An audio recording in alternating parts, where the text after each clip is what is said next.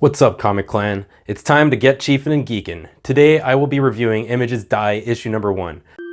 Whosoever watches this channel, if he or she be worthy, shall acquire the knowledge from the Comic Chief. Hell yes. Quick story. I passed up on Die when it first came out because I didn't know anything about it, and I felt that Image was doing so much and pumping out so many number 1s, and that I'd catch this on a rewind. I could have judged the book by its cover though, because wow, the story is just as beautiful as the cover art and interior art, because it was done by none other than the infamous Stephanie Hans. The story was written by Kieran Gillen, interior art was done by Stephanie Hans again, the lettering, Clayton Cowles, and the designer, wow, Ryan Hughes. Robert Kirkman, this is a winner right here. How about you convince AMC to take on this title and let's wait a few years and make sure they actually follow the story? The art is absolutely spectacular. The way Hans draws is so awesome, and I have found my new favorite artist. I'm going to end up going back and picking up all of her work. The writing is so cool. Dom's narration is key, but the dialogue between the characters is so good. You can truly see the emotions they are going through. The plot is fantastic. I went in not knowing anything about this, and it left me wanting more. The character development is the life of the story. Somehow they were able to introduce 6 main characters in one story and have us being able to understand and connect with them. At $3.99, I'm surprised this wasn't $5.99 or $9.99. It's premium storytelling. 5 out of 5 stars. The issue is titled The Party, and we start off in 1991 where the narrator Dominic and his younger sister were headed off to a party. It was his 16th birthday and they were headed to a birthday party at his best friend Solomon's house. It was his birthday too, where they were going to host a dungeon style role-playing game, aka something like Dungeons and Dragons. I'll admit I didn't have cool enough friends to play with me when I was a kid, but I did start playing it in my late teens. So much fun and adventure. So immediately I have a Stranger Things vibe going on here. So Angela and Dominic enter the party, and there are 4 other kids already waiting for them, pens and paper waiting on the floor, the good old days of simplicity.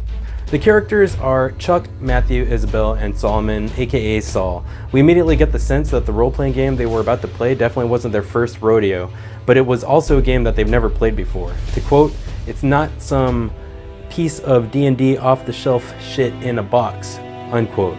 Saul makes it clear that this is fantasy for grown-ups. So the team began to develop their characters on their sheets of paper. For example, they were selecting the kinds of characters they would play and the abilities they would have.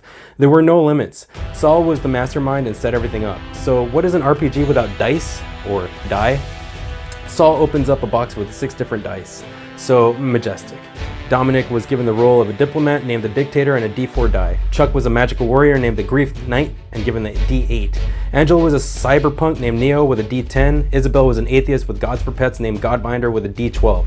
Chuck picked random attributes and was going to have fun with it, so he was named Fool, and he got the D6. So this left Solomon with a D20. In D&D, that was kind of like the be-all, end-all decider die.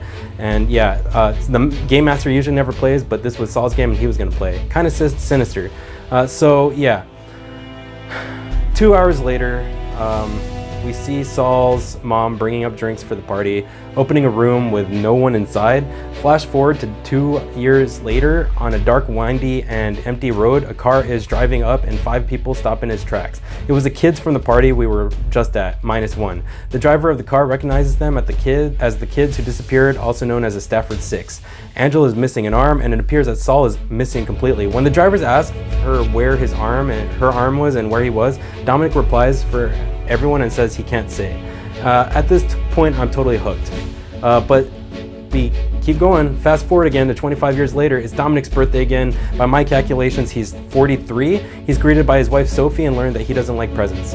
We find Dominic visited by Solomon's mom. Apparently in the past 27 years, she still has no closure from the disappearance of her son, and she's pretty much begging Dominic to just tell her where he is so she can at least know if he's still alive, but he just replies with the fact that he can't say anything. Sophie scolds her and tells her to go away and that she would call the police if needed. The final panel on this page shows a giant sun or star on Dominic's chest. Is that a birthmark, or did he get that from wherever he was 25 years ago? He meets up with his sister Angela at a bar, and we find out that she was going through a rough divorce, and they are sitting at the bar having wine, and the bartender interrupts them and delivers a package and the box says, "Happy birthday." As Dominic unwraps it, he finds a bloody 20-sided die. a reminder that he doesn't like presents and to whatever happened decades ago. He asks the bartender who brought it, and he asks if it was an old woman, maybe Saul's mom. Bartender said it was on the doorstep. He asks Dominic what's wrong, and again he says he can't say. Is he under a spell? He walks out the bar, Angela behind him, asks him what he's going to do, and Dominic takes a giant rock and gets ready to smash it over the die. But Angela stops him and tells him that he couldn't make that decision alone and that they had to tell the other three. So a meeting is called and they all meet at Chuck's mansion. It appears that Chuck is able to deal with things a lot easier than Angela and Dominic so far, and Dominic makes a comment that he never lets it get too real and not think things through too much. So yeah, it appears that Chuck is a filmmaker or book writer, and the house was paid for by a movie deal for a book franchise called The Portal of Pain. He seems happy, and it's the first smile I've seen in this book so far. I admit I'm getting older and I still dress like this and I feel no shame. The next panel shows Chuck welcoming Dominic and Angela through the door. There's a giant poster of Portal of Pain and it has an elf on there. Did he take his experiences from where he was and turn it into a novel? Chuck introduces them to his second, maybe third wife, Fiona, who is 20 years younger than him. The three find Isabel, who is now an English lit teacher, and Matt, who teaches statistics at a local college.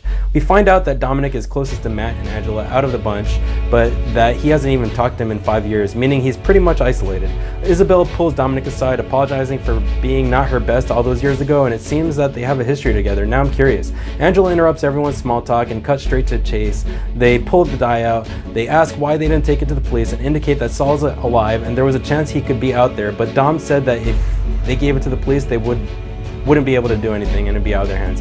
He wants to get rid of it and destroy it, but he said they all had to decide. So when Dominic opens the box holding the die, it's glowing. As the team stares at it, the reflections are shown on 5 sides of the die and it levitates and lets an aura out. A giant narrator voice, not Dominic, shouts out, "Once more, the Grandmaster threatens the realm. The land calls out for a hero. Is it you?" Dominic reaches out, arms stretched to grab the die, and he is burning. He doesn't want to die. They are transported to a beautiful world with giant statues and birds for monuments. They're fully dressed out.